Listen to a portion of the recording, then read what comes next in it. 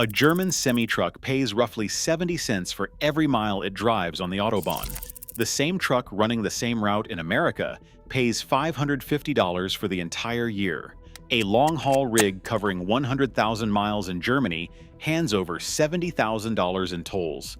The American truck pays $550, same weight, same damage to the asphalt, 10,000% less tax. That gap funds German bridges and bankrupts American ones. Same physics, same trucks, different bills. The Germans call it Maut. It launched January 1st, 2005, across every federal Autobahn, run by a private operator named Toll Collect. Overhead toll gantries scan every truck plate as it passes. Satellite tracking units inside each cab log every kilometer driven.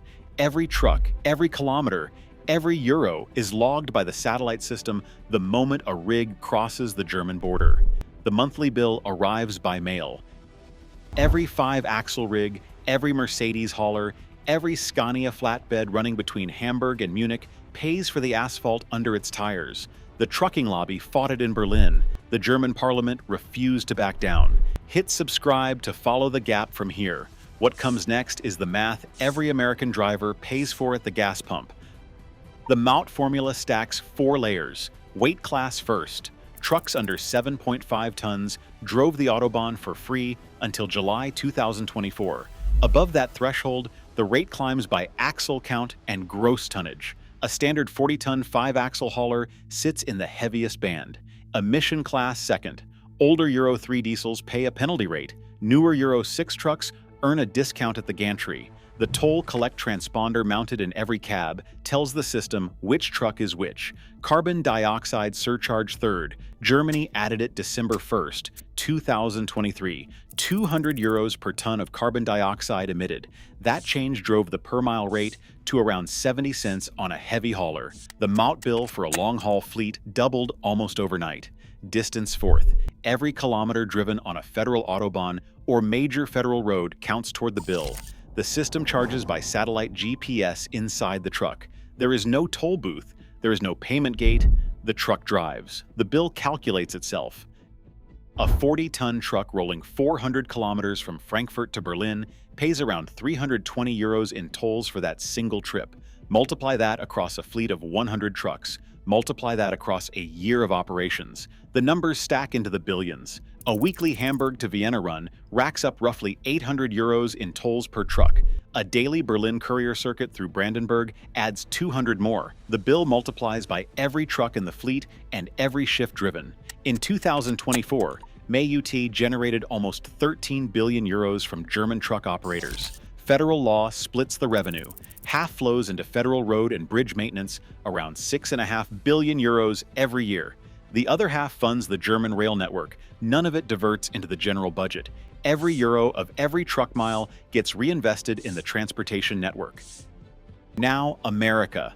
The federal version is called the Heavy Vehicle Use Tax, IRS Form 2290. The base fee runs $100. Add $22 for every 1,000 pounds over 55,000 pounds gross vehicle weight. The total caps out at $550 per year. That cap applies to every truck weighing 75,000 pounds or more. A Peterbilt running 1 million miles a year pays the same $550 as one parked in a yard. A Class 8 rig grossing 80,000 pounds covers its annual federal use tax in less than 1 work week of German Maut. State-level mileage taxes do exist. 4 states: Oregon since 1947, New Mexico, Kentucky, New York. Every other state charges trucks a flat registration fee and walks away from the rest. A freight liner crossing 14 states on a Los Angeles to New Jersey haul pays mileage tax in exactly 4 of them. The federal money pool is called the Highway Trust Fund. It is funded primarily by the federal gas tax of 18.4 cents per gallon. That tax has not increased since 1993. The fund went insolvent in 2008. Every year since, Congress has bailed it out from the general fund. Cumulative transfers now exceed $275 billion. That money came from income taxes, not fuel taxes. So, who is paying for the broken pavement and the crumbling bridges? Not the trucks. The trucks ride for free. Your gas tax dollars and your income tax dollars are the bailout. America picked up the bill. pavement damage scales with the fourth power of axle weight.